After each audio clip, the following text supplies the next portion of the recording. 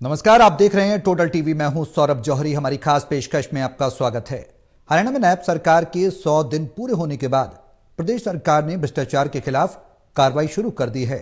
इसी कड़ी में 370 भ्रष्ट पटवारियों की सूची सामने आने के बाद राजस्व विभाग में अब ऊपर के अधिकारियों पर कार्रवाई करने की तैयारी सैनी सरकार कर रही है। दरअसल इस बीच पटवारियों का विरोध भी देखने को मिलता रहा है। इस विरोध की परवाह न करते हुए सरकार उल्टे एक्शन के दायरे को इसलिए बढ़ा रही है क्योंकि राजस्व विभाग भ्रष्टाचार के लिए सबसे ज्यादा बदनाम है। ऐसे में सैनी सरकार की यह कार्रवाई राजस्व विभाग में व्याप्त भ्रष्टाचार को क्या पूरी तरह खत्म करने की दिशा में एक कदम मान लिया जाए, क्योंकि दिल्ली में विधानसभा चुनाव भी सिर पर हैं। सरकार के इस कदम का सियासी तौर पर कितना फायदा बीजेपी को मिलने जा रहा है और हरियाणा के लिहाज से एक कार्रवाई क्या सुधारीकरण की दिशा में एक बड़ा कदम है, यह सवाल है।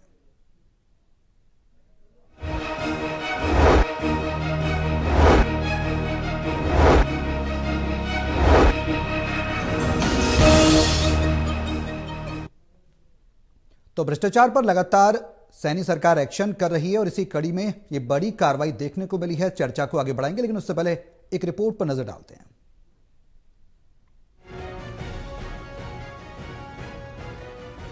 100 दिन पूरा कर चुकी नायब सिंह सरकार में अब भ्रष्टाचार पर एक्शन शुरू हुआ है।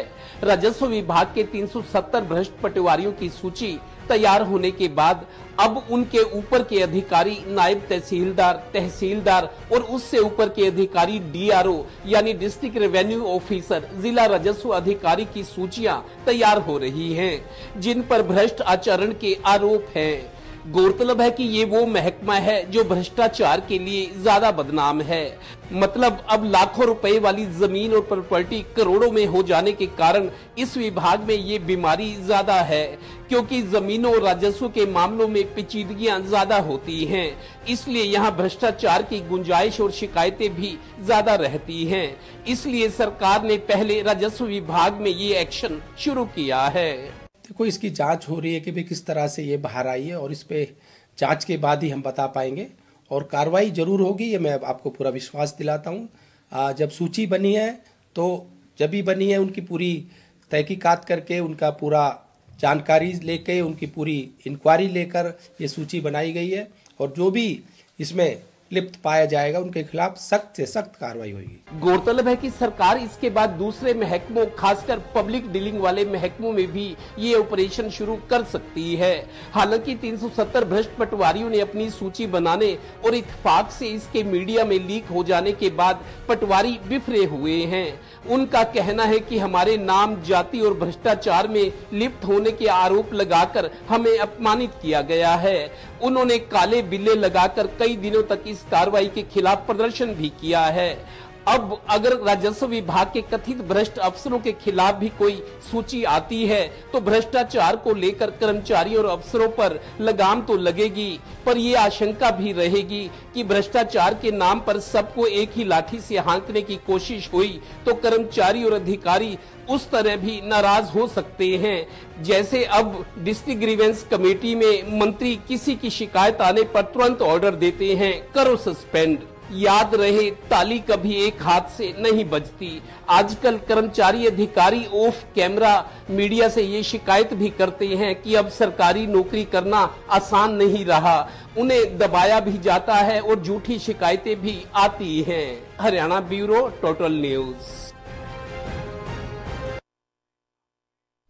तो नायब सरकार लगातार भ्रष्टाचार पर कार्रवाई कर रही है और इस कार्रवाई का कितना फायदा मिलेगा, ये सवाल है। और इस कार्रवाई को किस तरह से देखा जाए हरियाणा के अगर संबंध में बात करें तो, क्योंकि निकाय चुनाव भी हैं, दिल्ली विधानसभा चुनाव के बाद हरियाणा के निकाय चुनाव होंगे, इसको लेकर सयार पूरी तरह से सरकार की जो तैयारियां हैं, प्रतिबद्धता नजर आ रही है। कितना फायदा होगा, एक्शन मोड में लगातार 100 दिन पूरे हो चुकी हैं, किस तरीके से जो सैनी सरकार की एक कार्रवाई और नाराजगी जो है कर्मचारियों में, अधिकारियों में, वो सरकार किस तरह से उससे पेश पाएगी, तमाम सवाल है। हमारे सहयोगी हमारे साथ मौजूद हैं। हिसार से acid editor doctor Mahesh Kumar, Panipat से एसिड एडिटर देवेंद्र कथुरिया और वरिष्ठ पत्रकार वीरेंद्र सोरी जी हमारे साथ चर्चा में बने हुए हैं।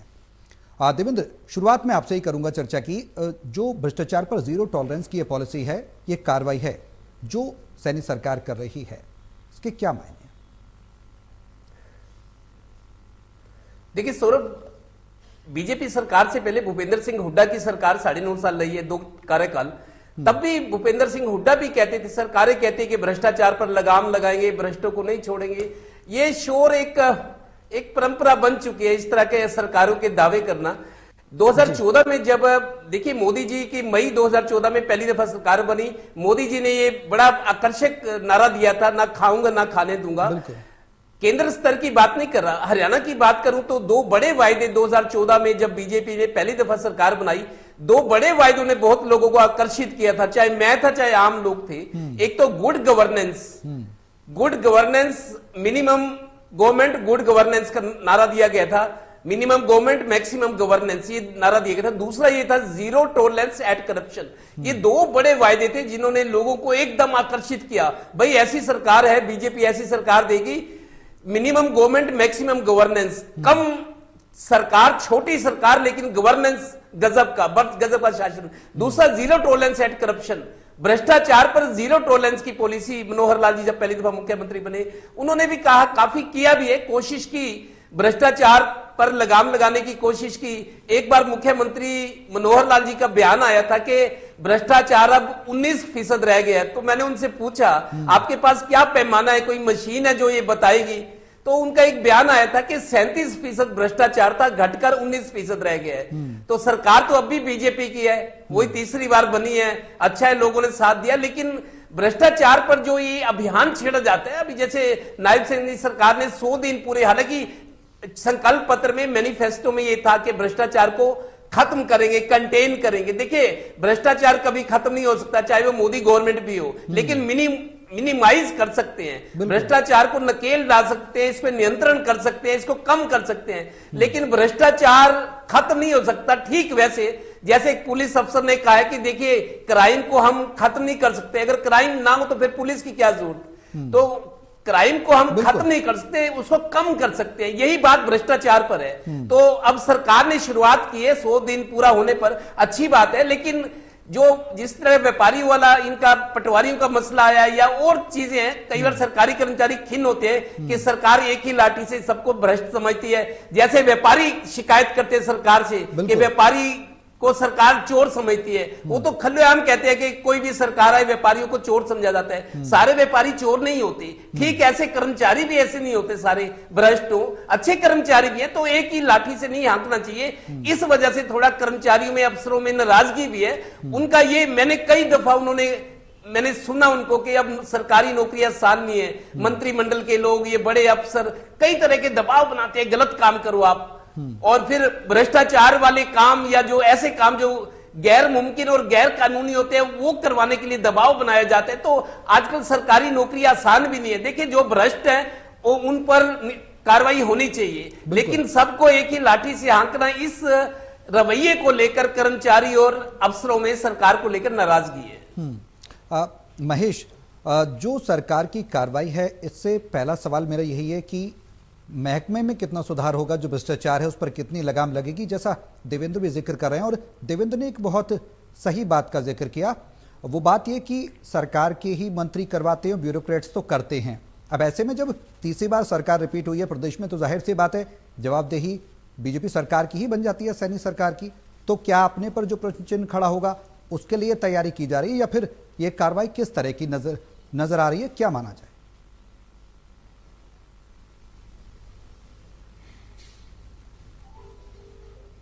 देखिए, सबसे पहले तो मेरे जवाब का अभिप्राय ये ना निकाला जाए कि मैं किसी भी तरीके से इस कार्रवाई के खिलाफ हूं या इस कार्रवाई का विरोध में कर रहा हूं। मुझे लगता है कि इस फैसले का स्वागत किया जाना चाहिए, और कहीं से तो शुरुआत करनी थी, तो फिर इस महकमे से कर दी गई तो बेहतरीन ये कदम माना जा सकता है। लेकिन उसके साथ साथ मुझे लगता है कि पैरेलल फिर बहुत कुछ और किए जाने की जरूरत थी। अगर आप भ्रष्टाचार को खत्म ही करना चाहते हैं तो फिर किसी एक महकमे में ही क्यों इसकी शुरुआत की जा रही है? फिर पीडब्ल्यूडी महकमा क्यों नहीं, जहां कोई भी ईंट बिना रिश्वत के नहीं लगाई जा सकती, बिना कोई सड़क, बिना कोई फ्लाईओवर, कुछ भी ऐसा, एक ईंट भी ऐसी, एक कंकर भी ऐसा नहीं लगाया जा सकता जहां पर बीच में कमिश्निंग ना हो, फिर वो चाहे छोटे कर्मचारियों की हो, उससे बड़े अधिकारियों की हो, या फिर शीर्ष स्तर पर उसका बंटवारा होता हो, फिर वो पीडब्ल्यूडी महकमे में क्यों नहीं किया गया। उसके साथ साथ अगर करना ही था तो भ्रष्टाचार जिससे सबसे ज्यादा जनता त्रस्त होती है, देखिए सबके पास जमीन भी नहीं है, सबके पास मकान के मालिकाना अधिकार भी नहीं है, लेकिन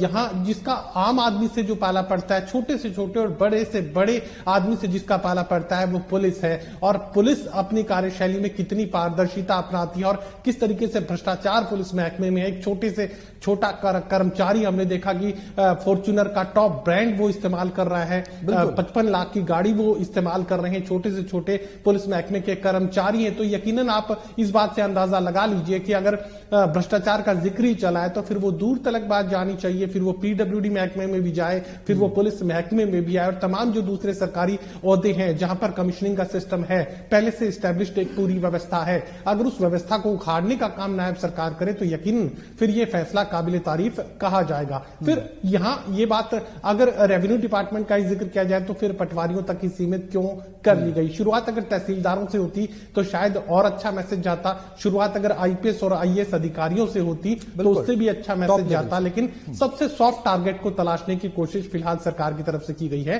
अगर ये कोशिश आगे बढ़े, नायब तहसीलदारों तक आए, तहसीलदारों तक आए, एचसीएस अधिकारियों तक आए, आईएएस और आईपीएस अधिकारियों तक जाए, पीडब्ल्यूडी महकमे तक जाए, तो फिर ये माना जा सकता है कि बिल्कुल भ्रष्टाचार के खिलाफ जो जंग शुरू हुई थी वो नतीजे तक आएगी, वो फैसले तक आएगी।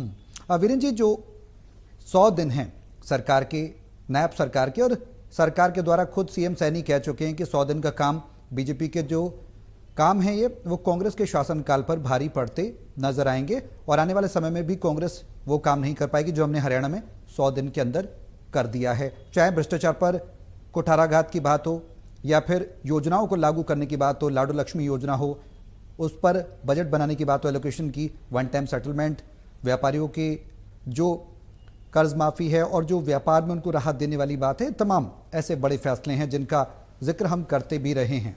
किस तरह से देखा जाए 100 दिनों के काम को और ये कार्रवाई को किस तरह से देखते हैं? देखिए, जो भी सरकार है, चाहे भूपेंद्र सिंह हुड्डा की सरकार रही, चाहे मनोहर लाल जी का दो कार्यकाल रहे और अब नायब सिंह सैनी का कार्यकाल, हर सरकार की प्राथमिकता होती है कि वो लोगों को अधिक से अधिक सुविधाएं उपलब्ध कराए और अपनी जो है ख्याति अर्जित करे। तो उसमें कोई सरकार कोई कसर नहीं छोड़ती है। तो हर सरकार अपने ढंग से प्रयास कर, सैनी पर सरकार ने भी अपने प्रयास किए हैं। देखिए, भ्रष्टाचार पर अंकुश लगाने की बात है तो सरकार का प्रयास है। देखिए, एंटी करप्शन ब्यूरो जो है उसको बहुत अधिकार भी दिए गए हैं, लेकिन एंटी करप्शन ब्यूरो पर भी उंगलियां उठती रही हैं, ऐसी बात नहीं है। देखिए, सरकार की प्राथमिकताएं तय हैं। मनोहर लाल जी जब मुख्यमंत्री बने थे तो उन्होंने जिलाधीश और पुलिस अधीक्षक थे, उनको भरी सभा के अंदर शपथ दिलाई थी कि वो भ्रष्टाचार नहीं करेंगे। लेकिन क्या भ्रष्टाचार रुका? देखिए, शपथ का कराने का उनका अपना एक तरीका था, एक जन जागरण अभियान था, लेकिन भ्रष्टाचार ना तब रुका है ना अब रुकेगा, ये तो अनवरत चलता ही रहेगा। हाँ, अंकुश की बात है। अब जो पहले एक जो है प्रॉपर्टी आईडी बनाने में जो दलाल थे उनकी एक सूची जारी हुई थी, क्या उनके खिलाफ कोई कार्रवाई हुई? ये आपने ठीक है दलाल इंगित कर दिए, लेकिन एक सरकारी विभाग ने इंगित किए, भाई आपका गुप्तचर विभाग ये इंगित कर रहा है कि ये दलाल हैं, तो उनके खिलाफ क्या कार्रवाई हुई? अब फिर जो है गुप्तचर विभाग ने जो पटवारियों के बारे में कहा, भाई ये पटवारी कैसे काम करते हैं, इनकी क्या कार्य प्रणाली है, लोगों की क्या धारणा है, इनके क्या खिलाफ क्या आरोप है, तो मतलब सरकारी विभाग ने किया, लेकिन कार्रवाई हुई क्या? देखिए, अब जब भाई आप किसी के खिलाफ कार्रवाई करेंगे तो निश्चित रूप से उसमें प्रतिक्रिया होगी। हाँ, लेकिन जो उनका जातीय एक जो है विश्लेषण जो किया गया, ये एक अच्छी परंपरा नहीं है, स्वस्थ परंपरा नहीं है। तो लेकिन आप भ्रष्टाचार के खिलाफ कार्रवाई करने तो किसी ने रोका नहीं है। अगर आपके पास राजस्व किसी विभाग के खिलाफ शिकायतें आती हैं, अगर गुप्तचर विभाग को ऐसा लगता है तो उसके खिलाफ कार्रवाई होनी चाहिए। सरकार अपने स्तर पर कार्रवाई करती है। केवल सूची जारी कर देने से सिर्फ वाहवाही लूटने का प्रयास है, ये बात बिल्कुल अच्छी है। जो कि कार्रवाई है वो बड़े अधिकारियों की तरफ से होनी चाहिए, बड़े अधिकारियों के खिलाफ होनी चाहिए, ताकि जनता में भी संदेश जाए और जो अधीनस्थ कर्मचारी हैं उनको भी संदेश मिले। लेकिन यहां तो उल्टा हो रहा है। और देखिए, हालांकि सरकार की प्राथमिकता है, सरकार की इच्छा शक्ति है, लेकिन क्या इस पर अंकुश लग पाएगा? इसके अंदर लोग भी दोषी हैं। अगर भ्रष्टाचार को प्रोत्साहन देने के लिए हम सब लोग दोषी हैं, क्योंकि हम सब लोग जो ये चाहते हैं अपने काम के लिए, उसमें कई खामियां हो सकती हैं। हम अपनी खामियों पर पर्दा डालने के लिए जो भ्रष्टाचार को बढ़ावा देते हैं, लोग भी दोषी है। इस सरकार पर केवल दोष नहीं मढ़ा जा सकता, कर्मचारियों पर दोष नहीं मढ़ा जा सकता। तो इसके लिए सभी बराबर के दोषी जाए। देखिए ऑनलाइन व्यवस्था बनाई है, लेकिन ऑनलाइन व्यवस्था में कई खामियां हैं, इसलिए लोग जो है सरकार ने अपने विभागों में कैमरे लगाए हैं ताकि जो भी है क्योंकि पारदर्शिता बनी रहे, लेकिन फिर भी इसका दुरुपयोग होता है। जो जिसने जहां जैसे रिश्वत को या अनैतिकता को बढ़ावा देना है, वो लोग उनका जो कदाचार है, आचरण है, वो सबको पता रहता है। तो अब देखिए कई आईएएस अधिकारी भी हैं, मतलब वो अगर नगर निगम के आयुक्त के रूप में उनकी कार्य प्रणाली संदिग्ध रही है, उनको पकड़ा गया, उनको निलंबित किया गया, फिर उनको लगा दिया गया, मतलब उनका निलंबन बहाल करके फिर उनको आपने अगर निगम आयुक्त लगाते हैं तो सवाल तो उठता ही है। तो सरकार भी कटघरे में है, ऐसी बात नहीं है कि सरकार कटघरे में नहीं है। सरकार के क्या जो मंत्री हैं, जो विधायक हैं, क्या उन पर भ्रष्टाचार के आरोप नहीं लगते? क्या उनके खिलाफ कभी कार्रवाई हुई है?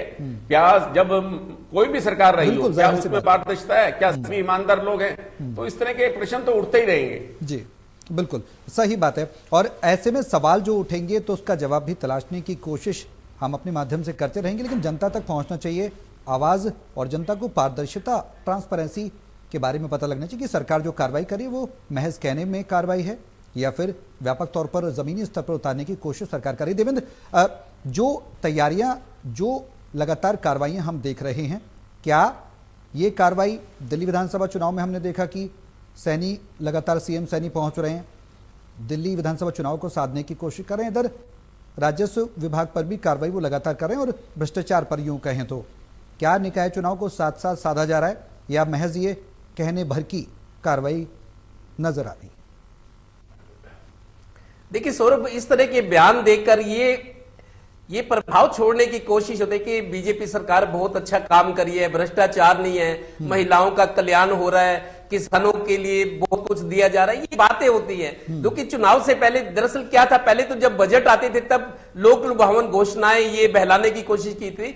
अब तरीके दूसरे, कैबिनेट की मीटिंग बुला लो, आप ये कह दो हमने ये कर दिया, वो कर दिया, ये चीजें अब राजनीतिक लोगों पर, सरकारों पर, बड़े बड़े दावों पर अब लोग यकीन नहीं करते, लोग हकीकत चाहते हैं। मैं आपको बता दूं, भ्रष्टाचार को दूर करने की बात है, 4-5 पब्लिक डीलिंग वाले महकमे आज भी, हालांकि हरियाणा में सेवाएं ऑनलाइन है, 400 के करीब सेवाएं ऑनलाइन है, सेवाएं, सर्विसेज और जो सब्सिडी आती है, सारी चीजें हैं। जैसे बिजली निगम है, हालांकि भ्रष्टाचार कम हुआ है, लेकिन अभी भी वहां पैसे के बिना काम तो नहीं होता। रजिस्ट्रियों वाला महकमा है जिसकी बात हम कर रहे हैं, रेवेन्यू डिपार्टमेंट, ये पटवारी होते हैं, नायब तहसीलदार, तहसीलदार, डीआरओ, इसके अलावा पुलिस डिपार्टमेंट है, एचएसवीपी, हरियाणा शहरी विकास प्राधिकरण। आज भी मैं कहता हूं वहां एचएसवीपी के अधिकारी कहते हैं सारी सेवाएं ऑनलाइन है, करीब 20-25 सेवाएं, आपको आने की जरूरत नहीं। मैं जाता हूं, हम फील्ड में रहते हैं, हम लोगों से मिलते हैं, लोग हमारे को बताते हैं कि बिना लिए दिए काम नहीं होता। भ्रष्टाचार देखिए कम हुआ है हरियाणा में, खत्म नहीं हुआ। सरकार जो दावे करती है, भ्रष्टाचार कैसे खत्म होगा? जब आप करना है तो ऊपर से करो। अफसरों को, कर्मचारियों को आप शपथ दिलाते हैं भ्रष्टाचार नहीं करेंगे, देशभक्ति के, वही मंत्री और विधायकों को भी शपथ दिलाओ ना कि हम भ्रष्टाचार नहीं करेंगे।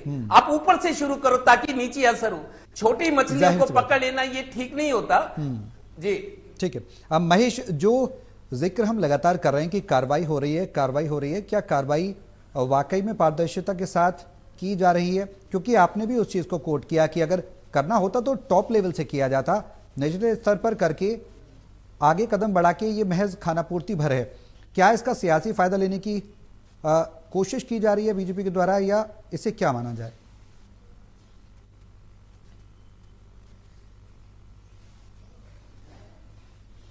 देखिए, ये जो शुरुआत की गई है, हम इस शुरुआत का भी जो है स्वागत करते हैं। ठीक है, आपने रेवेन्यू महकमे से शुरू किया, ठीक है, आपने सबसे छोटे पायदान से शुरू किया, लेकिन इस पायदान से ऊपर तो चढ़िए, उससे आगे तो बढ़िए, नायब तहसीलदार तक तो आइए, तहसीलदार तक तो आइए, एचसीएस अधिकारियों तक तो आइए, आईएएस और आईपीएस अधिकारियों तक तो आइए। छोटे छोटे भ्रष्टाचार को रोकने की कोशिश कर ली जाए और बड़े से बड़े भ्रष्टाचार को पर्दे के भीतर रख दिया जाए, ये गलत है। अगर आप सिर्फ एक महकमे तक भ्रष्टाचार को सीमित मान रहे हैं तो मुख्यमंत्री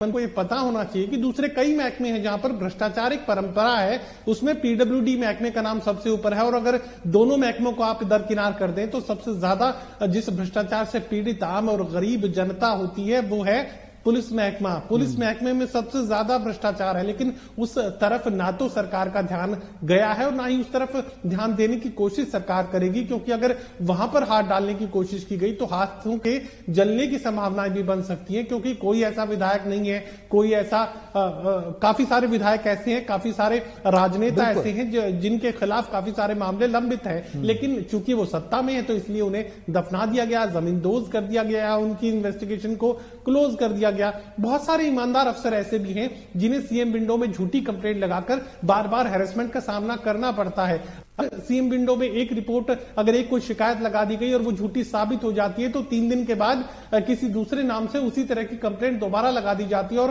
उसी तरह का हैरेसमेंट उस अधिकारी को, उस कर्मचारी को दोबारा से झेलना पड़ता है और वो रोने को मजबूर हो जाती है कि जब एक इन्वेस्टिगेशन पूरी हो चुकी तो दूसरी की शुरुआत क्यों कर दी। सवाल भी वही है और जवाब भी वही है। तो यकीनन ये बात कही जा सकती है कि हैरेसमेंट तो कर्मचारियों का भी हो रहा है, अधिकारियों का भी हो रहा है, आरटीआई का दुरुपयोग भी हो रहा है, आरटीआई के जरिए ब्लैकमेलिंग भी हो रही है, आरटीआई के जरिए धन वसूली का काम पूरे कारोबार में तब्दील हो चुका है। तो यकीनन ऐसा नहीं है कि सिर्फ भ्रष्टाचार पटवारियों में था और बाकी तमाम जो सरकारी महकमे हो पूरी तरह पाक साफ थे। अगर शुरुआत की है तो फिर दूर तक जाइए, फिर ऊपर भी आइए। अगर इस भ्रष्टाचार को हर तरफ से मिटाने की कोशिश होगी तो यकीनन जनता को फिर राहत भी मिलेगी। फिर कोई पुलिस कर्मचारी किसी गलत आदमी को डरा धमकाकर उससे पैसे वसूलने की कोशिश नहीं करेगा।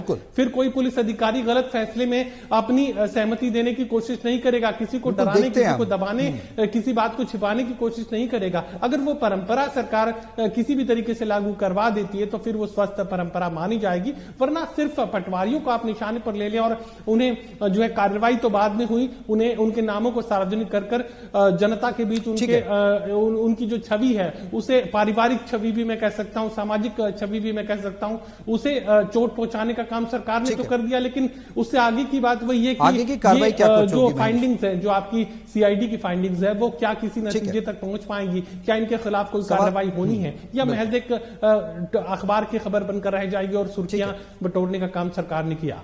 बिल्कुल वीरेंद्र जी, जो जिक्र महेश कर रहे हैं संक्षेप में चाहूंगा कि जो हैरेसमेंट की बात इन्होंने की बेहद अहम बात है और जो पुलिस अधिकारियों को सुधारीकरण की बात की जा रही है उसमें क्या कुछ इस दिशा में कदम बढ़ता हुआ नजर आएगा? शॉर्ट में सर। देखिए, जब अनिल विज गृह मंत्री थे वो दरबार लगाया करते थे तो उनको सबसे अधिक शिकायतें अपने विभाग यानी पुलिस विभाग की मिलती थी। मतलब पुलिस विभाग से लोगों में बड़ा असंतोष है, कार्यप्रणाली को लेकर असंतोष है, तो उसमें सुधार की आवश्यकता है, अब भी आवश्यकता है। और अब देखिए, भ्रष्टाचार पर अंकुश लगाने के लिए सरकार की मंशा जो है, नियत है, साफ है, लेकिन इस पर इसको तरीका लगाने वाले लोग भी कौन है? वो सत्तारूढ़ दल के भी हो सकते हैं, दूसरे दलों के भी लोग हो सकते हैं। तो इसमें जनता को सजग भूमिका निभानी है, जनता को जागरूक रहने की आवश्यकता है। ये बात निश्चित है कि जो सीएम विंडो दूसरे माध्यम आरटीआई के माध्यम से कुछ गलत शिकायतें भी हो जाती हैं, लेकिन सरकार ने कुछ अधिकार भी दिए हैं। तो कुल मिलाकर देखा जाए सरकार की जो नीयत है वो स्पष्ट है, लेकिन इसे लागू करने के लिए सरकार को कड़ी मेहनत करने की आवश्यकता है। बिल्कुल, अब देखना होगा कि आगे ये दूर तलक कार्रवाई जाती है नहीं, जिसका हम लगातार इस चर्चा में जिक्र करें। बहुत शुक्रिया आप सभी का हमारे साथ इस चर्चा में शामिल होने के लिए।